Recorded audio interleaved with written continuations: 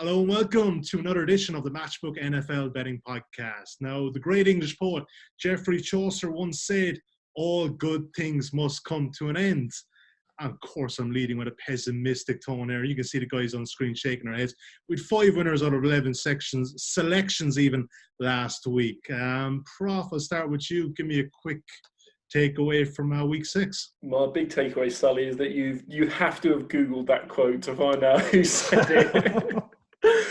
My takeaway, someone said this, is a bit like the Wales take on home field not mattering anymore. The closing line value doesn't seem to matter this year. I mean, that Jacksonville game, I tweeted out earlier in the week, I had Jags plus 1.5, they go off -3, lose by 7 and just pour it away, pour that CLV away, it doesn't matter. So that'd be my takeaway, that CLV doesn't matter either. Nothing matters. Nothing matters. Defenses probably do matter with the 49ers, though. Let's give them for that. Drew, what was your key takeaway from last week?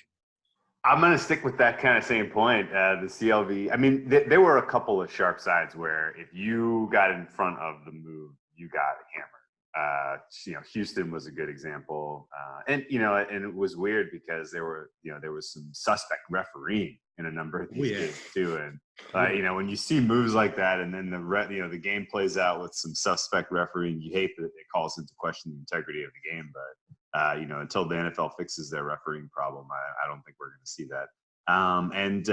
As far as kind of the landscape of the NFL, I cannot get it out of my head that this is setting up so perfectly for the Saints. So perfectly. Yeah. Like, they just continue to compile these luck box wins with, inferior performances from their quarterback. And Drew Brees is getting healthy and rested. No one else in the South really looks like they're going to be dynamic. The Carolina Panthers are talking about bringing in Cam Newton to sabotage their season. So this is wild that basically the NFC is kind of aligning this way where, Drew Brees is getting rest, he's getting healthy, he's not going to have the same sort of shoulder fatigue that we've seen in years past, and they're just compiling wins and, likely have the home field advantage again in the NFC, which is just incredible. Adam Chernoff, what are you taking away from last week? Speaking of compiling wins, 14 There you go. There you go. How good was that? 332 yards. I don't know what else you could possibly take away from that week, but Darnold's back. The Jets look great. Hats on deck. Here we go. Yeah. For those listening to us on the podcast, those old podcast things, Adam just kindly displayed a Sam Darnold number 14 jersey. Mono no more. He is back. He is not scoring with any more co-eds around New York City. I'm pretty sure he's single out for another couple of weeks. So who gives a shit? No, we're on the road, JETS. Guys, it started with a pessimistic tone about our losing record last week after 3 winning weeks. I do, however, have some good news for Matchbook customers of old and of new. We now have ACCAs on Matchbook, which is a big thing, obviously, with the exchange. It's always been great value, but we have been limited to singles betting. So if you're sitting down watching Red Zone this week, do not forget you want to start piling on those favorites, the likes of the 49ers, the Bills, and a few more. You can pile them all in together on an ACCA. So check that out. Very easy to get around, and you can sign up at matchbook.com today. Gentlemen, I have one question before we get into this week's slate. Brad Allen, going to ask it for you because I think it's pertinent towards your situation. Paul Byrne has been in touch on Twitter. Thanks for that, Paul. Curious to know if after Monday's antics, any of you 4 would take the Lions at 12.0 to win the NFC North. Now, obviously, Prof, we have touched on it last week that Matt Patricia was going to play for a whole load of the Professor holidays towards the end of the year when they win the division. Are you still on the bandwagon? Well, I was looking up trips to Australia at half-time of that Lions game, Sully, but I think we're calling the whole thing off. I think Brighton is nice at this time of year. So. Yeah, off to Skegness for me. So they were available at 9-1 last week, and as I say, I thought they should have been 3.5 point dogs for that game. They lost quite a crucial game, and looking around a couple of the projection sites today, I made them around 11% to win the North. So there's probably still a shade of value in that 12.0, 11-1, but there was a lot more last week, if you ask me. So I'm not going in again. No. Fair enough. Tough division, that one. Right, guys, let's move on to Sunday night, first of all, we start in the Big D. Dallas Cowboys are taking on the Philadelphia Eagles. Current money line betting here at Matchbook, the Dallas Cowboys are 1.68. You come back to Philadelphia Eagles, 2.39. The main handicap is 3. The Eagles plus 3 there is a 1.93. And the total is 49. Drew Dinsick, I'll start with you here first. You've been hot on the Eagles in recent times. Now, Doug Peterson has guaranteed, well, he tried to rail back in this, but he has more or less guaranteed an Eagles win, Joe Namath style on Sunday night. Are you with him on this one? I'm with him, without a doubt. Give us some Eagles money line. Give us some Eagles plus 3. This is a nice spot for them to get back on track. I think they are still the class of the NFC East. Clearly, the pass defense was exposed in brutal fashion against the Vikings, but I don't see the horses out there for the Cowboys to get separation. I don't see the game plan that we saw, the aggressiveness, the plus EV play calling that we saw from the Cowboys in the first 3 weeks is completely gone. And if you really want to like kind of encapsulate what's, the disaster that's brewing in Dallas, it's potentially bad.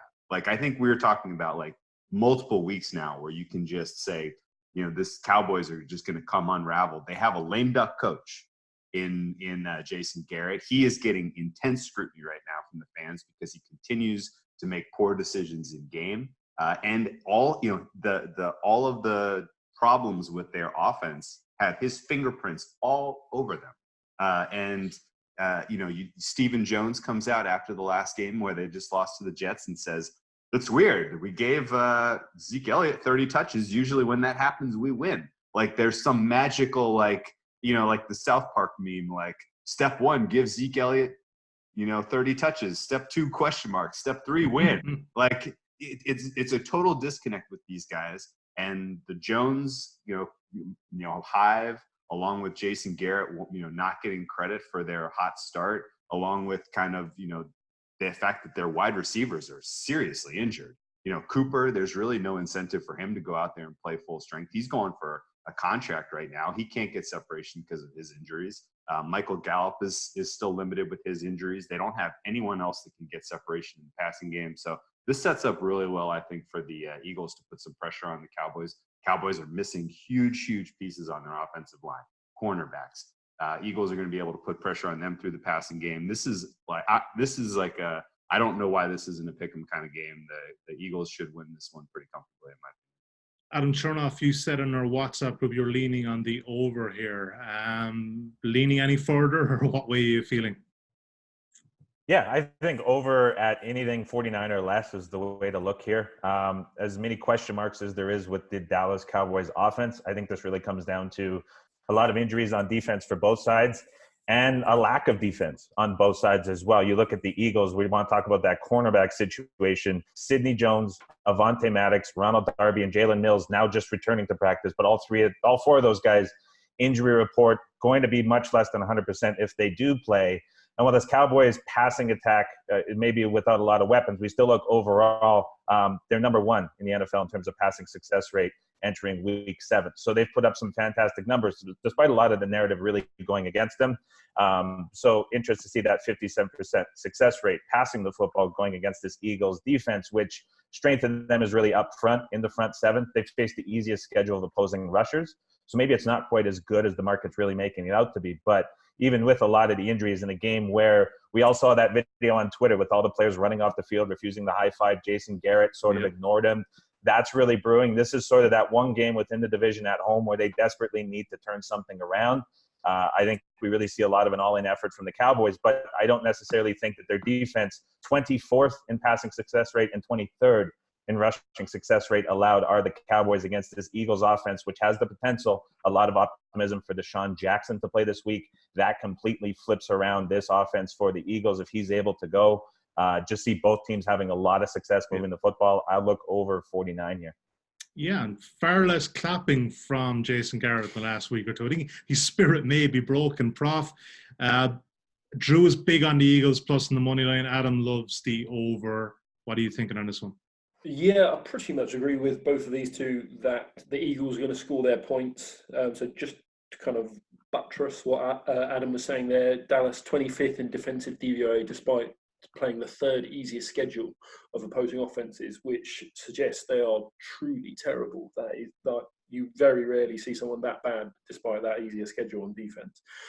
So I think the Eagles are going to score. So it was Eagles or over for me. And given these offensive injuries, Amari Cooper, both tackles, possibly Randall Cobb, Gallup still banged up, as Whale was saying. Tavon Austin led them receiving errors last week. Tavon Austin, can't believe he's still in the league. Nuts. That's not good. So you could see a way where they just do slam Zeke into the wall of Eagles defenders 33 times, like they did last week, despite trailing the entire game. Like, I don't know, it's moronic. Just quickly, Dak's passing numbers in 8 games without Amari since he joined: 160 yards, 168 yards, 255 yards, 208, 183, 273, 277. So just quite a lot below his average, essentially. I like the Eagles and the money line. Adam Chernoff, not sure if you're waving at me. Are you aware? You wanted to come back in that one? Yeah, just to add on to the Cowboys injuries, Byron Jones, Anthony Brown, both on the injury report this morning, both starting cornerbacks matched up against the Eagles. Never a good thing, especially if Jackson is back. All right, we'll stay on the Eagles bandwagon this week, guys. Sunday night, that one is. Also Sunday evening, and this kind of, to me, is the game of the week anyway. The Baltimore Ravens and Seattle Seahawks. Current betting here at Matchbook on the money line. The Seattle Seahawks at 1.62. Baltimore Ravens 2.55. Main handicap at the moment is +3, and you can back the Ravens there at 2.04. Total is 49. You can back the over there at 1.96. Speaking of the total, Drew Dinsick, 50.5 this open at has dropped a 1.5. Surprised by that? I was actually. These are two elite offenses. I think that there is going to be scoring in this game. I know that Baltimore is likely going to have Jimmy Smith back. Baltimore just made a trade for Marcus Peters. I don't know how good he is now in the NFL, but whatever the case is, it's good to have more players in their secondary. Earl Thomas returning back to Seattle for the first time. There's some potential here for, some defensive players to show out for the Ravens. But I think, this has the potential just to be a, shootout type of game that we saw when you have two dynamic quarterbacks, going head to head. I really was surprised to see this number go down. My angle on this game is the Ravens come away with the win. We've seen the deterioration of home field advantage is real, and teams have gone into Seattle this year, even in prime time, and gave them a true test. And I think this is another good example of this. I think the Seattle defense is pretty poor. And Russell Wilson, while he has been the MVP of the league to this point, he's using up a lot of magic. And to a degree, I still think that the Schottenheimer offense is a problem. It is, and if if Harbaugh gets out to a hot start, and he clearly thinks that this is a pretty important game if he's making moves, prior to their bye week coming up to get cornerbacks and get them healthy and get them playing. He's taking this game pretty seriously, and I think it's important for the Ravens overall in the landscape of the AFC to continue to put pressure on some of these other top teams. So this is a big game for them, and I expect to see their offense be win the day. And I backed Ravens on the money line at 2.5, and I would look for them at +3 at 2.0 as well. Okay, current betting 2.55 here at Matchbook. Brad, Adam, what are you thinking on this one? Again, broadly agree. I went a slightly different way. I like the over at 49. When they opened it at 50.5, I thought that was fair. I don't really understand why it's dropped. I guess the concern is that these two both want to run the ball at a 55% clip. But I think as soon as they start passing the ball, they're going to realise that they're going to have a lot of success doing it. So we've got arguably two top 5, top 6 offenses here, and then two bottom 10 defenses. So Seattle, second in passing success rate this year, second in explosive plays. They're going up against the Baltimore defense, 22nd by DVOA, despite the 5th easiest schedule.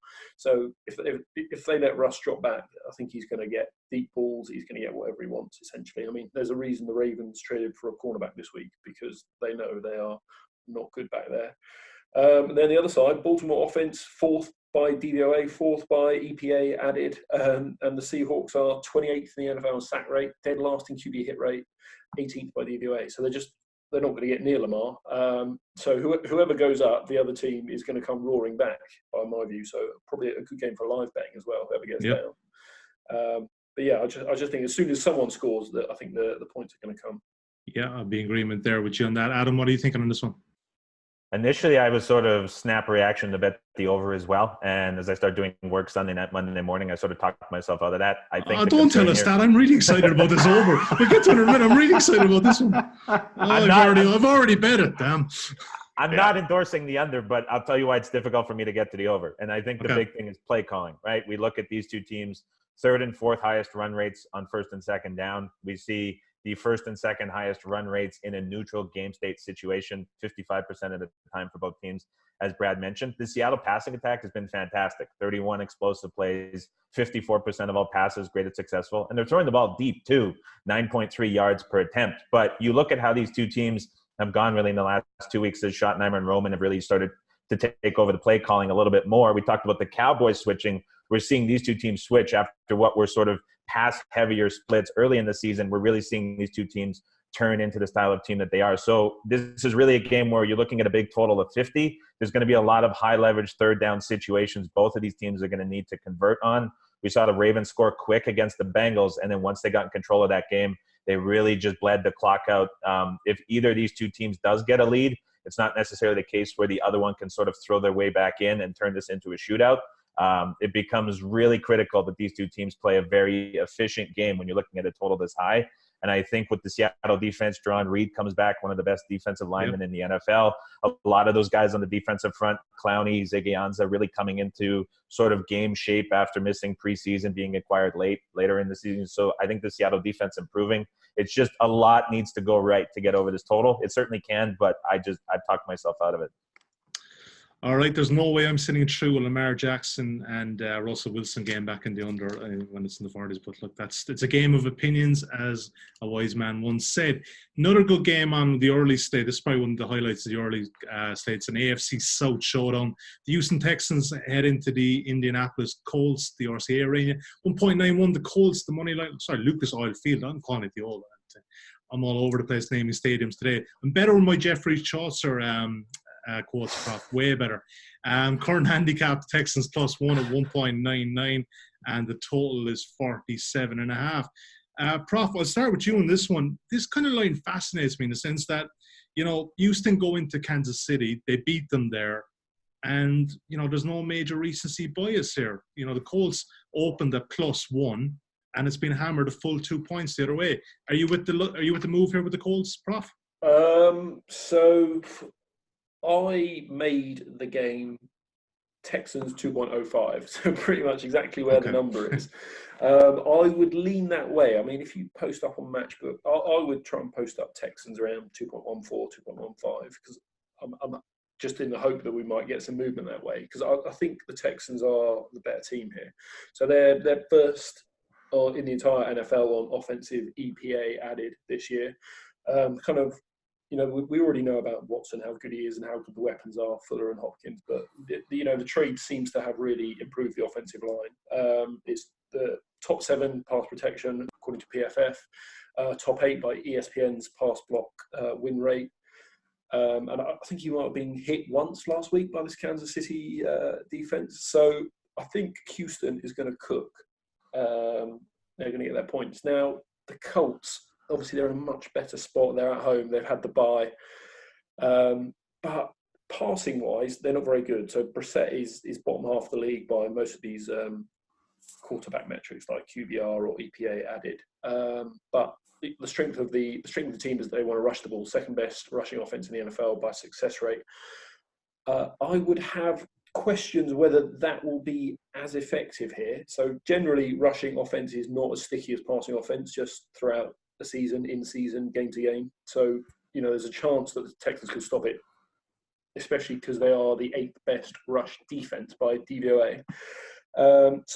Preference for the Texans, but would need a couple of extra ticks on the money line as it stands currently. So wait and see, and see the beauty of the exchange. You can post up that offer, Brad. If you get match, you get match. If you don't, you don't. Drew Dinsick, you're a good man for the total, and you're loving a total in this one. I am, yeah. But this one and the last game we covered, and this is kind of a theme of, and even the Eagles game. Almost all the games that I have a good read on this week, it's been really tough for me to decide between the side and the total. I like the Eagles in the over. I like the Ravens in the over. This one, I like the Colts in the under. But the under, I think, is a stronger play, and in fact, it's my favorite play of the week. This sets up perfectly where we've seen the Texans now have had a couple of weeks in a row where they've played some seriously weak defenses. And they've looked even last week only scoring 31 against the Chiefs in that game was pretty suspect. And I think we also just that this is a division game, just that these are familiar opponents, and the Colts coming off their bye where they have this healthy offensive line that they can look to try to dictate the game and play a little bit of keep away from Deshaun Watson. I mean, what you just ran as a game plan worked extremely well against Pat Mahomes. There is legitimately no reason not to roll out that exact same game plan against Deshaun Watson. Only this time you're at home. This time, your defense is a little bit more healthy, a little bit more fully loaded.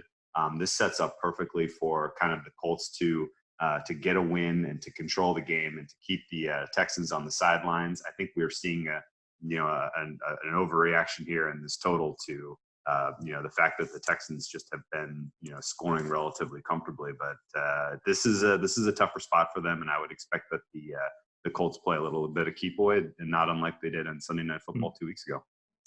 Adam, before I come to you, Brad, you wanted to come back into something Drew said there,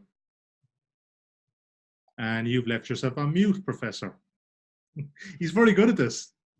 I think, yeah. Prof, what have you got for us? Well, you would think I would be able to successfully work this device after like 2 years doing this podcast, but never mind. I would say the Texans, they should have scored more than 31 last week. They dropped 4 touchdowns, fully 4 touchdowns, 3 from Fuller, 1 from Hopkins, and they're good enough that that's not going to happen again. I think they could have scored more again if they wanted. They were trying to just control the clock. And I would also say that the Colts' keep away plan is very different running it against the dead last rush defense in the Chiefs compared to a top 10 rush defense in the Texans. Adam Chernoff. So Brad is leaning Texans. Drew is leaning Colts, but obviously hotter on the under. What way are you going on this one? Don't know if it's going to necessarily make my card for the weekend. It's an interesting handicap from the perspective that I thought the price was maybe a little bit short for Indianapolis. If we look at what they have in the injury perspective, so Darius Leonard and Clayton Gathers were both cleared to practice and play this week, which is an enormous boost, linebacker and safety.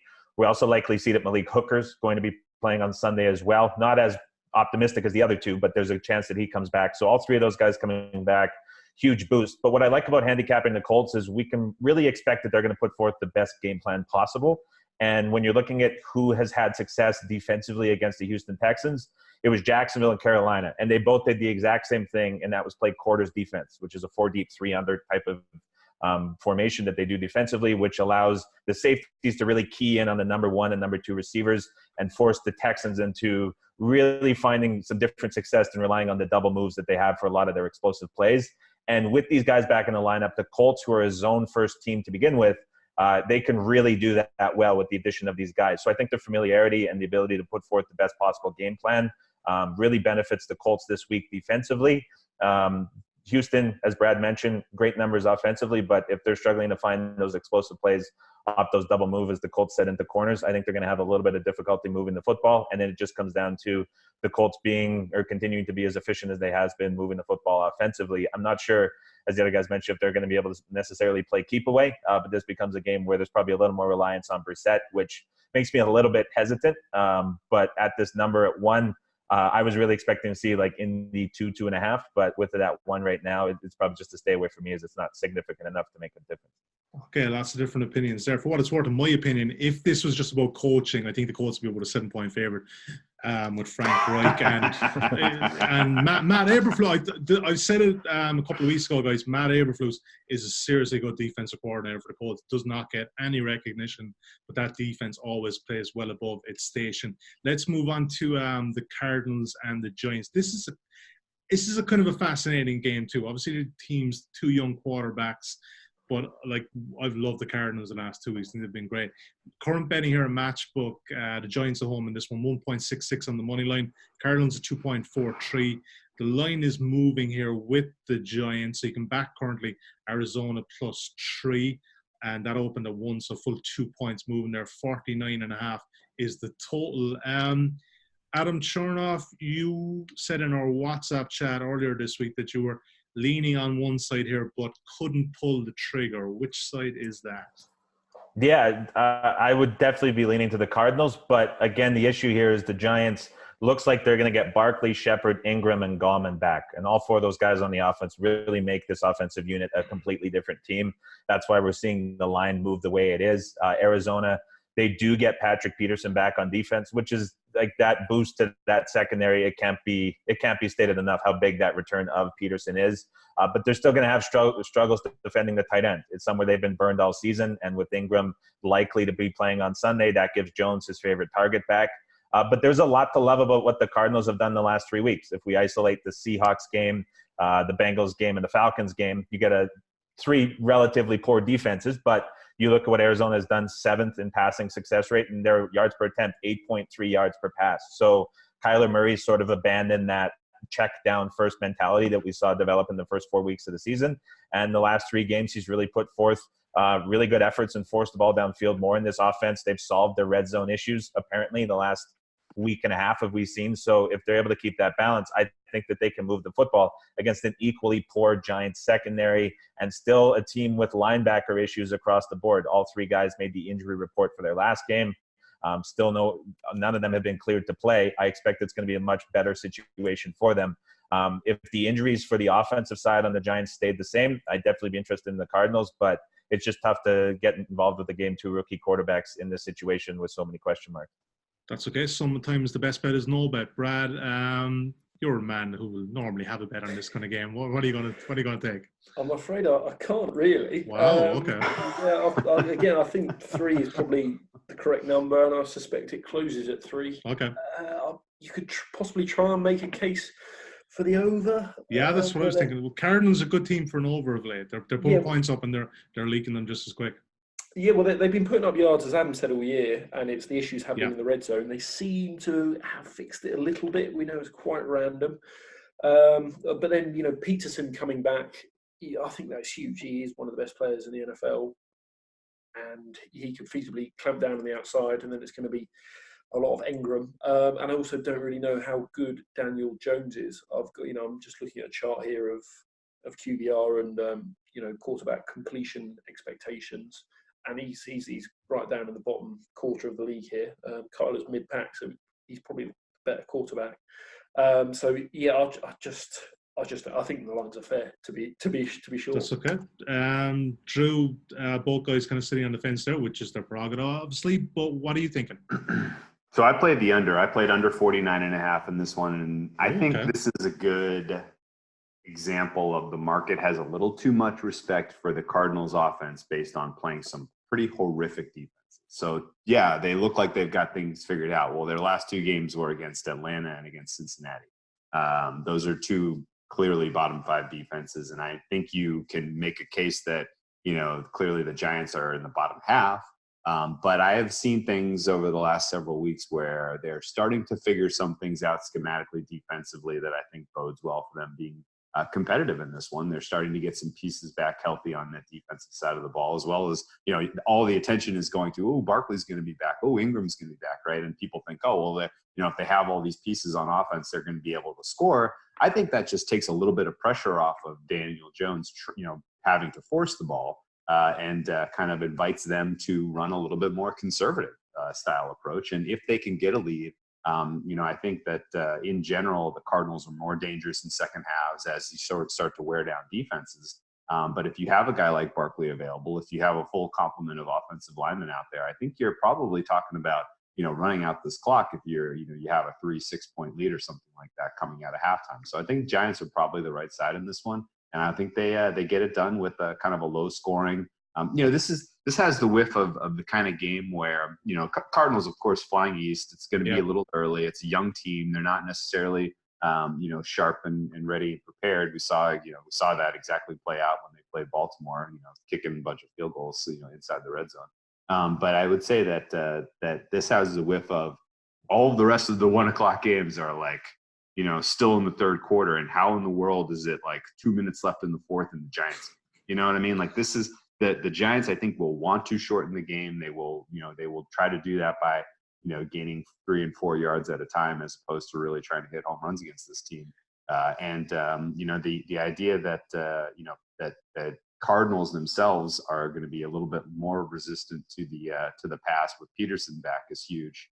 And I think, lends to a more conservative game plan by the Giants, as a whole. And, 10 days to prepare for the Giants as well, I think speaks to the likelihood that they have a pretty solid,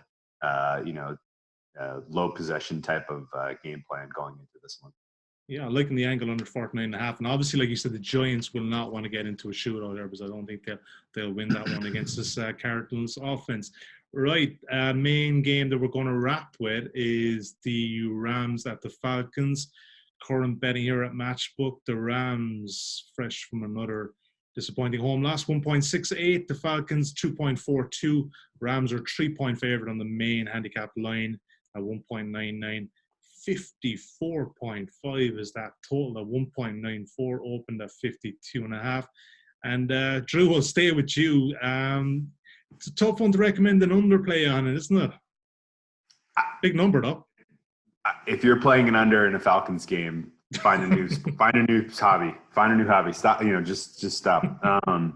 Literally, like this defense from the Falcons is as poor as I've ever seen executed. Every week, the highlights that they put on tape are just mind-blowing. Like, what the cornerbacks are doing, what the safeties are doing, the way this defense is schemed is like impossibly bad. And I know that this sets up as an opportunity for the pass rush to finally look pretty good, because we are learning the hard way that the Rams pass protection is horrific.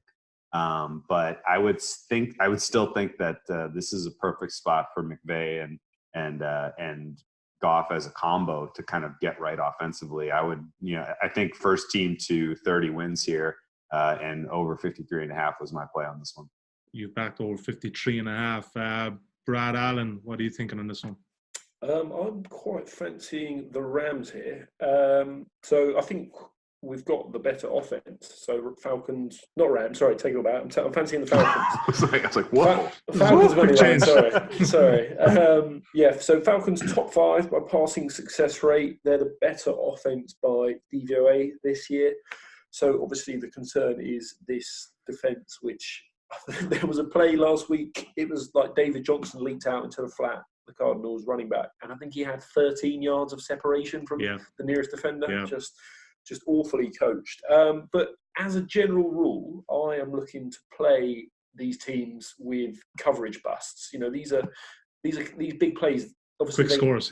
Yeah, they look huge. They have a huge impact on that game. But generally, they're more easy to fix than being beaten play after play for 8 yards. You can there is no NFL defense in the world that should leave anyone open again like that. So I think the Falcons should improve things like that. They have also been a little bit unlucky by sack rate. So for the year, I think they're 32nd or 31st in the league with 5 sacks. I mean, that is terrible. But they're actually 22nd in pressure rate, so slightly better. And if you just take ESPN's pass rush win rate, so how often the actual D-line is winning their blocks, they're the 5th best. So I think there is some improvement to be had there. They have faced the 8th toughest schedule of opposing offenses, which is partially why they're looking so bad. And we do know that the Rams are like the 30th ranked pass blocking O-line at the minute. So I do think they will get some pressure, and we know how bad Goff is under pressure. And I think we can expect the Falcons and Julio and Matt Ryan to put up their usual 30 points. So I will make the call for the Falcons on the money line. Adam Chernoff. So Drew is liking the over, probably the best bet for him on this one. Brad is liking the Falcons +3. Don't tell me you like the Rams -3, because this is just going to make things very, very complicated. No, I'm Falcons +3 here. Absolutely. Hat tip to Brad last week for the 49ers call. I was obviously blindsided on the Rams there. So that was he didn't even get any credit in the win column because we had to take a split there. Yeah. Prof, that was a tough one. That was a tough one, Yeah. Prof. My apologies, but So- hopefully right. somebody listened in and, they've been listening to Brad a while and they just went with Brad. I saw the first drive of the game when they ran it 8 or 9 times straight, didn't throw the football, and I was fist pumping on the couch a bit, and then it just fell apart. I was trying to think back of like starting position players on a defense that have seen as much turnover as the Rams. If we go back 12 days, their starting secondary was Aqib Talib, Marcus Peters, John Johnson, and Eric Weddle. This week, 12 days later, it's going to be Jalen Ramsey, Taylor Rapp, Troy Hill, and Eric Weddle. And so we're looking at 2 brand new cornerbacks, a brand new strong safety, and Weddle left still by himself. He was a new addition to the team this year. It's a full turnover in the secondary, and that's really been one of the issues for the Rams. They started the season off first 3 weeks. They're number 1 in pass success rate defense, number 1 in explosive passing defense as well. We look now and where they've adjusted to. They're 25th. This team has absolutely fell off of a cliff, and this is the first week now where we're really seeing a full turnover of the secondary. And as Brad mentioned, they're going up against the Atlanta Falcons, 3rd in passing success rate defense, 8.4 yards per attempt. And they've faced an average schedule of defenses. So those numbers very much validated based on the competition they faced. And what makes it difficult, if there's something that Dirk Cutter has done well, he's been able to keep the formations quite multiple. If you look, 4 different formations the Falcons use at least 15% of the time. So they're very difficult to match up with and scheme against as well from the defensive side.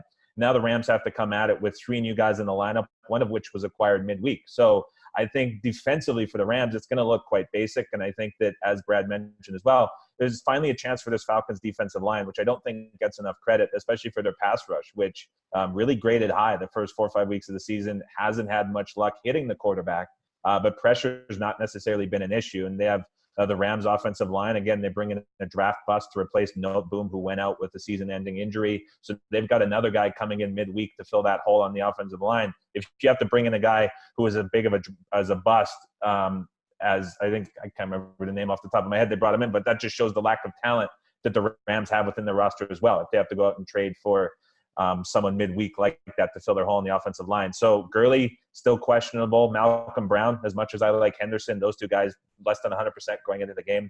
I don't need to speak on Jared Goff under pressure. I think we've sort of the end. So if it becomes a keep-up game for the Rams to keep up with the Falcons, I like the Falcons to outlast them here. I think the Rams hit rock bottom, and they get a rebound spot next week against the Bengals before going into their bye. But I like the Falcons here to win outright. Drew, just before we come off this, you've heard lads kind of take on Atlanta here. Would you be tempted to take even, a team total here on Atlanta? If it lands about 26.5, 27.5, stays under that key number of 28, would that be a way you would play it also? Is it like, they'll get theirs, but will the Rams get theirs? Because I mean, even against a really porous Atlanta defense, there's a lot of question marks this Rams offense at the moment. Yeah, that's a fair point. I would still think, though, that the way that McVay likes to run confusing, the way he likes to, to trot out misdirection. If you're a defense that is struggling as badly as Atlanta is right now, that's the last thing you want to face. And I know that the points about the offensive line are very valid. I thought McVay kind of outsmarted himself from a coaching standpoint last week. The Niners, dominated them, but McVay's game plan overall was pretty poor. And just kind of watching what happened, I didn't even really feel like it was entirely on Goff. I know that, like, just stat line wise, it was like a historically inept performance against the Niners. But with the way the Niners defense played up and some of the decisions that McVay made, I kind of want to think that, like, if he just kind of goes back to basics a little bit here, and he's got to get right defense that he's playing against, I think both teams score pretty comfortably in this one. But your point is super valid, and I can entirely see Falcons team total over being a little bit safer of a play. Okay, so we have 2 plays there: Atlanta +3 and the over. What did you play at, Drew? 53.5, was it? Yeah, I'm on 53.5, but realistically, this is a 60-point game the way I'm handicapping it. So I'm not really shy about selling a couple points. This, at this point, it's this high. Half a point here or there is really not worth it. If you can get a little bit aggressive here and get a plus, 2.0 or better on some 54.5 or something like that, that makes sense.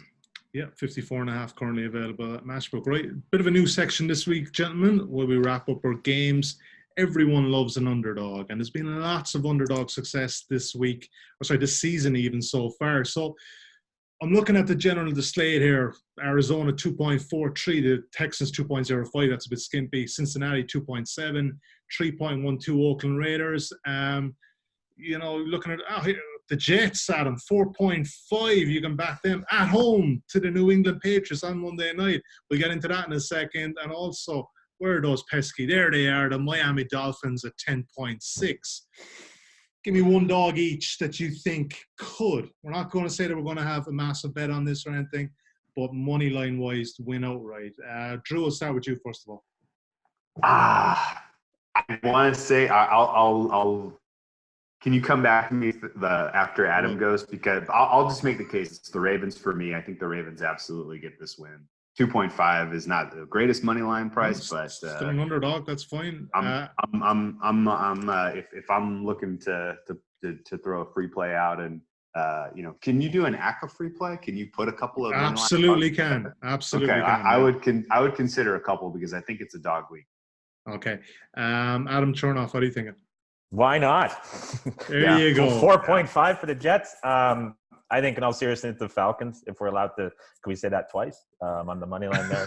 Probably stick with the Jets. You've already covered them. Stick with the Jets. Let's go Jets. What was it, 4.5? 4.5 currently. Yeah, it's not a bad old bet. Brad Allen, what are you thinking? If the Falcons have gone, I'll take the Eagles. Okay, Eagles. We've already recommended them as well. Okay, I like that. I like all this, but I'll give a little more credit to the Jets look here. I think that's actually pretty live. This is, and granted, the Patriots are the Patriots. They're going to win the East. They're going to be the 1 seed in the AFC, no doubt. But every year they have a game where they just, kind of come out flat. This is entirely possible. It could be this spot here. I know Sam Darnold looked amazing last week. I don't think it's really a question, but with Sam Darnold and with the rest of the pieces on offense relatively healthy for the Jets, this is by far the toughest offense that the Patriots have faced to this point in the season. And this is a good kind of, this is going to be a good kind of blow for blow, score for score kind of contest here. Traditionally, in the Meadowlands, Belichick struggles for whatever reason. It's a tougher place for Brady to play, especially as he's getting older. We're seeing some signs that Brady's declining, in my opinion. And if it's at all a little bit windy there, the Meadowlands can get a little tricky to pass the ball. So I think this isn't crazy. The Jets are pretty live. And even beyond just this game, if you look at the Jets' schedule, Don't say it. Don't say it. Don't get our hopes up. Don't get our hopes up. It's happening. I'm telling you, I think the fifth seed in the AFC and the wild card is probably going to the Bills because the Bills are getting 10 wins. Six is wide open. But 6 is wide open, and there's really no one else distinguishing themselves. Presumably the Texans or Colts could get that 6th seed. But when you look at the Jets' schedule, it is weak. They will have already played the Patriots twice, and if they can get this win against the Patriots, then they are absolutely live for that 6th seed. But I'm telling you, just give it a look and see how poor some of these teams that they're playing are coming up. And I don't know where you can find Jets to make the playoffs odds, but I would suggest that the market has probably dismissed their chances of making it, and so you can probably get a pretty amazing price. And I think they're alive. Adam Chernoff, it's been a long time since we've been eating Christmas dinner and the Jets have still been in contention, so might be something to look forward to towards the end of the year. Thanks so much, Drew, for filling us with confidence there. It's been a while. It's been a while that people have said good things about the Jets. I love it. I'm going to get my super dog of the week. Give me New Orleans Saints at 2.6 at the Bears. Yes, the Bears coming off the bye, but I think this Saints defense is for real. And the total is 38 at the moment. There's a good reason for that. Obviously, the Bears have a pretty good defense. I think that they may just back into another win. They've just got so much good momentum now. Even when they're not playing well, they're just grinding teams out, and it might be a good spot. If you like any of these and you don't have a Matchbook account, you can sign up for a £10 risk-free bet at Matchbook today. And sorry, Drew, I actually misheard you a while ago. That's for singles only, unfortunately. Otherwise, there'd be a hell of a lot of fun with those ACCAs. That It offers gets paid like an ACCA, so you might as well go for it. There's for new customers only. If your first bet loses, we will refund your stake to a max of £10. The bet must be played within 7 days of sign up. ACCA bets do not qualify, as I said, and you must be 18 plus or over. Right, gentlemen. Anything else, guys, before we get to best bets? So obviously, we only covered 5 games. Brad, you're shaking your head there. You've got nothing else. Love it. That's good. Prof's having a quiet week since Detroit aren't paying for his holidays later in the year. Drew, anything else that stuck out for you? So yeah, we hit all 5 sides and totals that I had to play in all 5 games we covered. I've also taken the over in the Jets-Patriots game, largely on that same angle that this is the toughest defense and the toughest offense the Patriots defense will have faced to this point in the season. And I took the Chiefs in this Thursday night game. Okay. I'm not this is as low as I think they're going to get in terms of public perception. So I'm buying low on Pat Mahomes and the Chiefs and selling high on the Broncos tomorrow night. I can see Brad Allen smirking in the background. And he's Prof, on the other side. Don't give too much away, Prof, because we have a Thursday recording to come that I need to sell a bit, so don't be getting too carried away here. Not for me, that one. Okay, yeah, we will get to that Thursday afternoon. Adam Chernoff, anything else in the docket looking good for you? No, this week is brutal. By it's far tough the week. lowest outlay I've had any week all season. I think just 3 bets in my account right now. Yeah, I think we're all in agreement there. But look, guys, before we get to best bets, let's do a quick recap of what we have done. We have the Eagles and the Cowboys. We're liking the Eagles in the money line. Eagles +3. Adam's liking over 49. The next game, Baltimore Ravens, we're liking the money line, Baltimore +3, and the over 49. So that's 6 bets straight away, guys, for a quiet week. But it's only on 2 games. One pick I got the consensus was there for the Texans Colts. Obviously, Brad, you want to post up, so you're a bit on the fence with that one. Under 47.5 seems to be the strong play there. So we'll lock that in as a selection for that one. Under 49.5. Also for Cardinals and the Giants. And yeah, we've a bit more of a consensus with the latter game, the Rams and the Falcons. Both Brad and Adam liking Atlanta +3, and Drew is liking over 54.5. So we do have some bets. But let's get to best bets. That's why the people come. That's why we're all here. Best bets of the week. And now this one, Drew Dinsick, we can put into an ACCA. And let's see what kind of price we shall get for this one. I'm going to start in the top left of the screen. Brad Allen, the best bet of the week for you, sir. We'll have the Falcons +3. Falcons +3. Adam Chernoff, what are you thinking? It's a marquee game. Dolphins Bills over 40. Ooh, like it. The best of luck, hoping that Miami get you some of those points. But Fitzmagic is back. Drew Dinsick, your best bet. I hope for Adam's sake that the Buffalo defense scores 14 points on defensive turnovers, because I think you're going to need it. I'm looking for, my best bet is under in this Colts game, under 47.5.